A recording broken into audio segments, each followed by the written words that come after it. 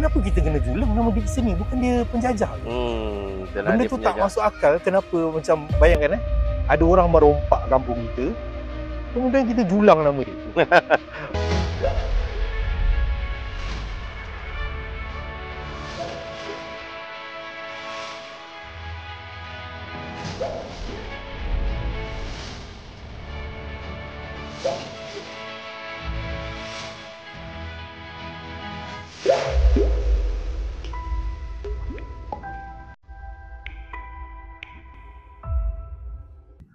Assalamualaikum warahmatullahi taala wabarakatuh. Alhamdulillah hari ini 15 hari bulan September 2025, saya Haji Rashidi Haris atau lebih dikenali sebagai Lebay Kampung di dalam media sosial, berada di tepi pantai di Port Dickson. Masih menggunakan perkataan Port Dickson ya. Bersama dengan saya, tanpa melengahkan masa, bersama dengan saya sebelah kanan ialah Tuan Islah atau lebih dikenali sebagai Randok dalam media sosial. Beliau adalah presiden kepada Pertubuhan Identiti.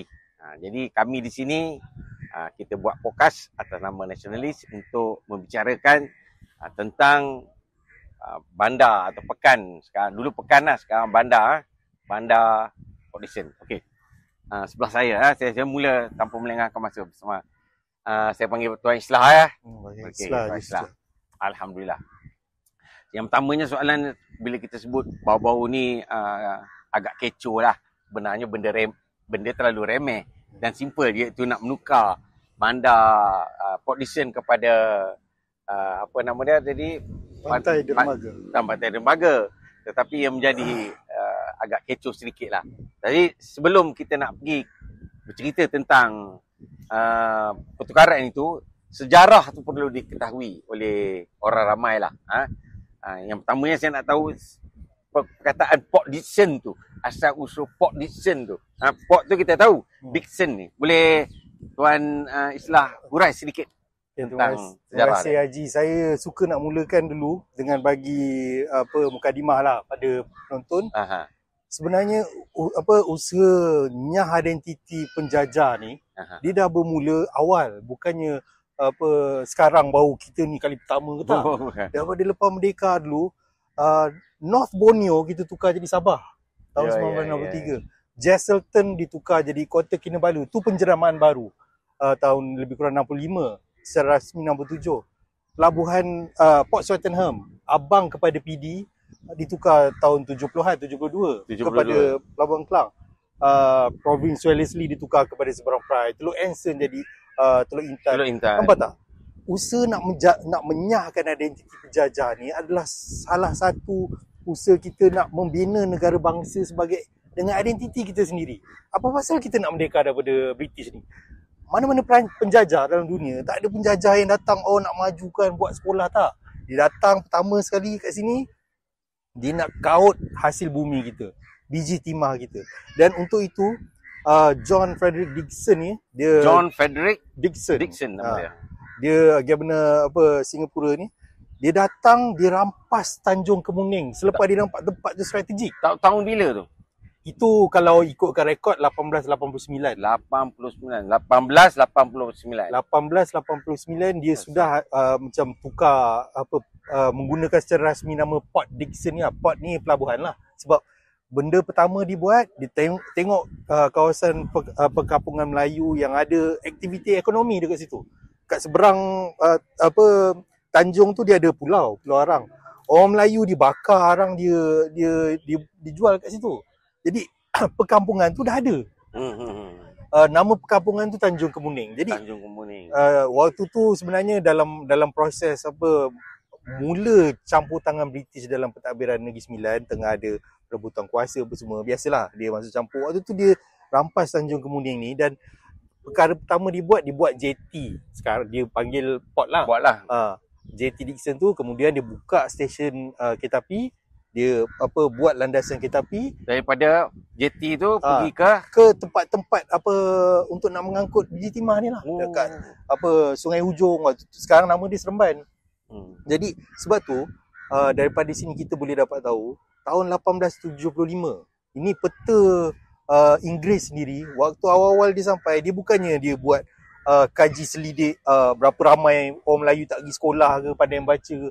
Dia buat kaji selidik kat mana laluan biji timah. Biji timah nak angkut kita punya ni lah. Ya, jadi dari dekat peta tu lah yang kita tahu itu catatan terawal British, nama tempat pekan Tanjung yang dirampas tu Tanjung Kemuning. Dan sekarang ni Haji, hanya ada satu tinggalan kampung yang lenyap kat situ. Nama dia kampung bahasa Kapur, masjid dekat situ. Itu satu je tinggal. Okey, biasanya bila ada masjid, maksudnya penempatan orang Melayu kat situ, orang Islam kat situ ramai. Ramailah. Tapi sekarang kalau masjid utama lah tu. Kalau kita tengok, saya dari kecil, saya orang PD. Saya macam mendatang masjid ni macam dia pelik tau. Nama dia pun Kampung Bahasa Kapur, nama-nama lama, tapi tak ada orang PD yang tahu sejarah ni. Saya pergi ke Perpustakaan Awam PD, tak jumpa. Kat Muzium Lukut tak ada diceritakan. Kemudian saya rujuk MPPD, laman web rasmi, cerita sejarah semua bermula seolah-olah Dickson yang buka. John Frederick Dickson ni siapa dia? Dia tu siapa? Dia tu governor ke? Dia tu peniaga ke? Ahli perniagaan ke? Bukan, dia memang pegawai tinggi British. Tak silap saya memang governor lah. Dia sama pangkat dengan Frank Sutherland. Tapi dia lagi awal. Dia lagi awal lah. Tak silap saya lah. Dan daripada saya tercari-cari maklumat dekat MPPD tak ada, saya terpaksa ke Arkib Negara. Daripada situ saya tahu sejarah saya. Bayangkan, bukankah tugas pihak berkuasa tempatan untuk melestarikan, memelihara sejarah identiti kampung saya ni supaya rakyat orang semua tahu. Sebab saya memang pelik daripada kecil, Haji. Kenapa kita kena julang nama Dickson ni? Bukan dia penjajah ke? Benda tu tak masuk akal. Kenapa macam bayangkan ada orang merompak kampung kita, kemudian kita julang nama dia. Okey. Sebelum Dickson ni, sebelum dipanggil Port Dickson ni, dia tukar kepada nama dia kan. Dia angkat nama dia. Mungkin nak memudahkan dia punya kaum dia sendiri untuk mengingati tempat tu lah. Okey, saya nak tahu sebelum tu nama tempat ni Tanjung Kemuning. Okey. Ya, Tanjung Kemuning ni dia merujuk kepada pekan tu saja, kawasan tu saja. Sebab kita kena faham, bukan daerah yang besar. Kan, belum lagi. Daerah PD sekarang ni adalah sepadan politik moden dalam pentadbiran sekarang. Macam saya bagi contoh Lukut berada dalam daerah PD. Tapi Lukut ni dia lagi awal, lagi lama daripada Tanjung Kemuning. Dia ada kerajaan dia sendiri gitu. Dia ada kerajaan dia satu. Dia ada peta. Dia dalam peta Portugis tahun 1602 lagi dah tercatat. Lukut tu dah ada dah. Lukut tu dah ada. Itu sebelum mungkin ramai orang tahu Lukut dulu pernah berada bawah kerajaan Selangor. Dan ada kerabat Raja Selangor, makam Raja Selangor pun ada dekat Lukut. Di Lukut tu. Tapi Lukut ni sendiri dia wujud sebelum Selangor wujud lagi. Lukut ni sendiri dia wujud sebelum Negeri Sembilan wujud lagi.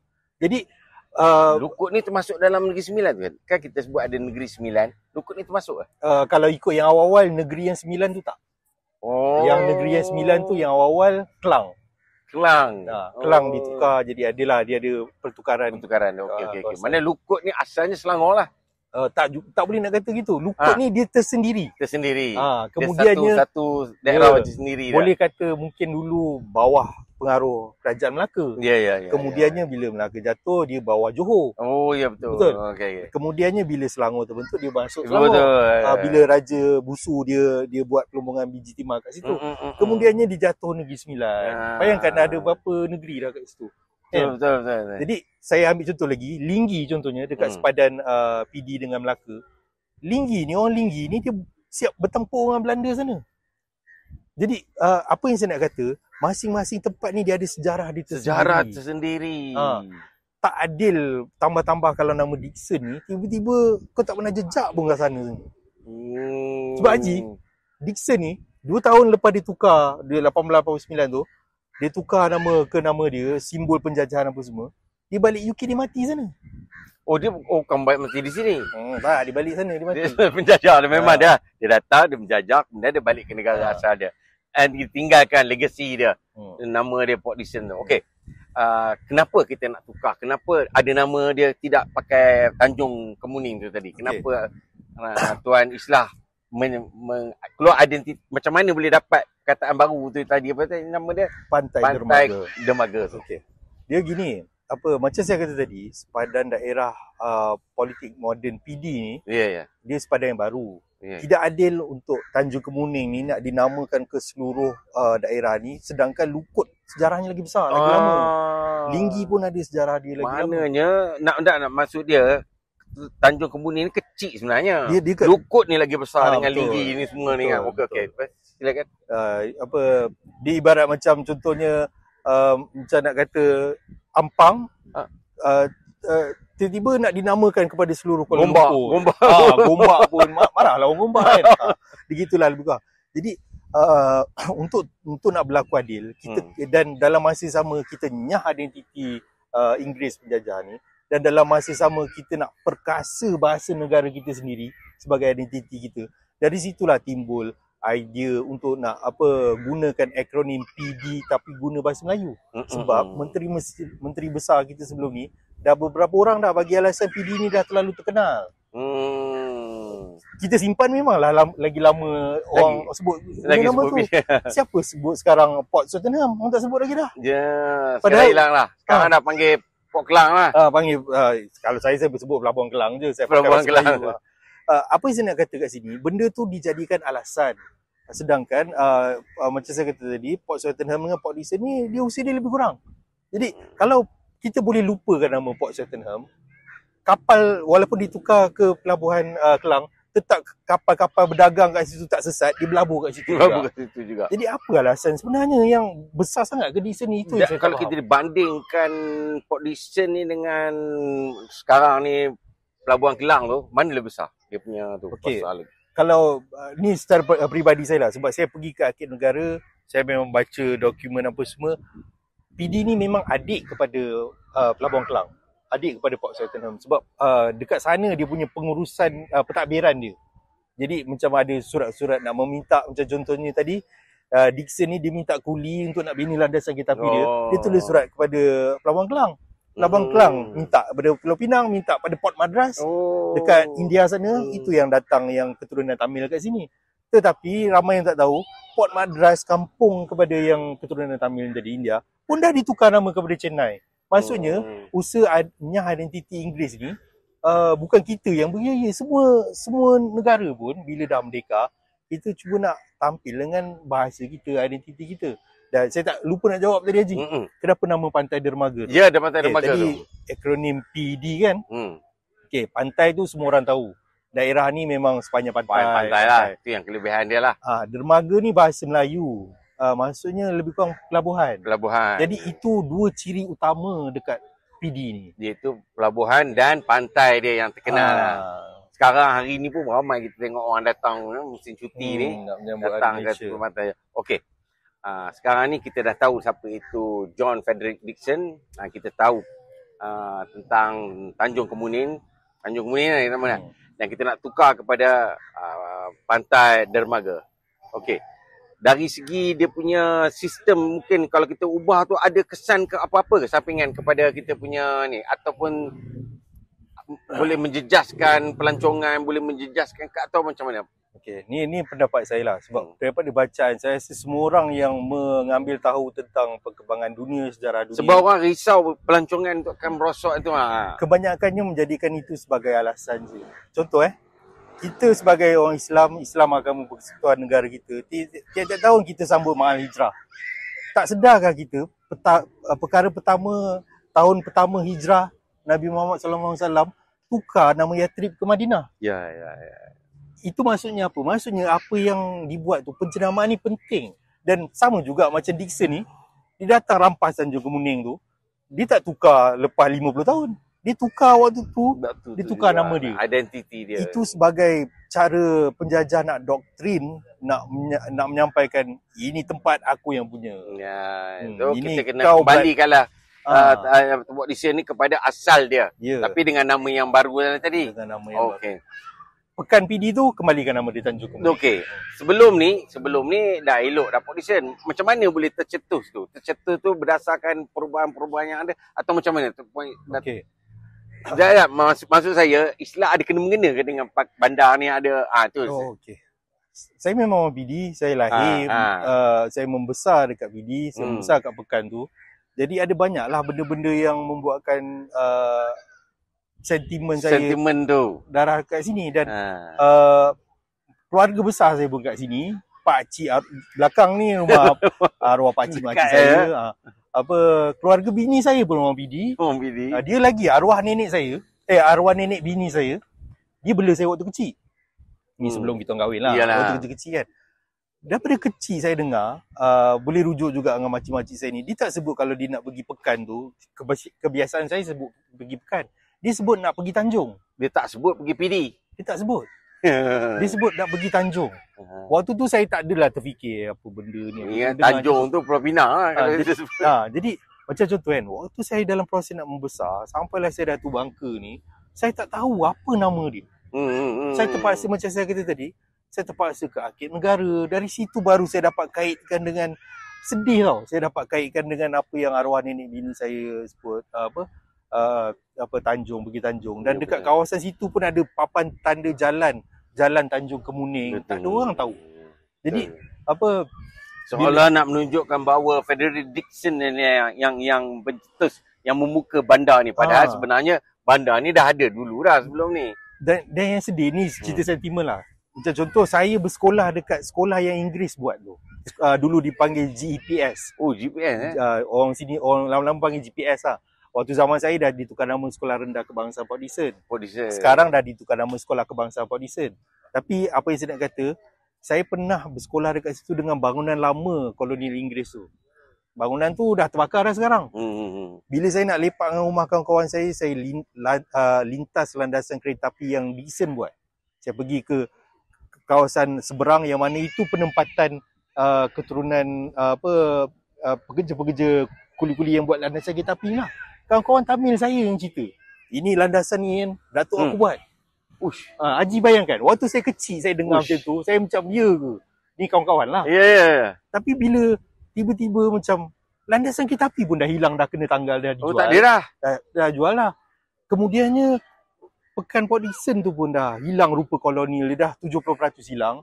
Saya terfikir apa benda yang diorang ya bagi alasan nak jaga Dickson ni atas nilai sejarah. Haji faham tak? Faham. Macam kau ni masih lagi. Kau gebang tu ni. Okey. Selain daripada sejarah lah, Port Dickson ni terkenal dia, selain daripada tarikan pelancong dia, asyik sebut pantai je. Selain daripada tu apa yang Tuan Islam nampak lah? Maknanya tak semestinya kita datang ni kerana nak pergi tepi pantai je atau nak pergi tengok JT. JT pun dah tak ada JT dah sekarang ni. Saya tadi lalu nampak JT kecil lah. Selain tu apa yang signifikan dengan pekan kecil ni yang menjadi sebuah bandar? Banyak sebenarnya. Contoh, PD ni juga dikenali sebagai bandar tentera. Bayangkan ni askar orang Melayu kita ni. Askar negara kita Nama askar Melayu diraja. Tapi nama daerah, nama penjajah. Dixon. Betul dah merdeka ke? Macam dekat situ saja dibagi doktrin yang kalau saya jadi askar macam aku ni berjuang untuk Dixon ke, untuk yang di-Pertuan Besar Negeri Sembilan ke, untuk Agong ke, untuk Raja Melayu ke, dia ada penjagaan kat situ. Dan kemudian PD ni juga disinonim dengan hal loji minyak. Tahun 19 tak silap awal dulu, saya tak ingat berapa tahun dia, tapi Shell buka loji penapisan minyak.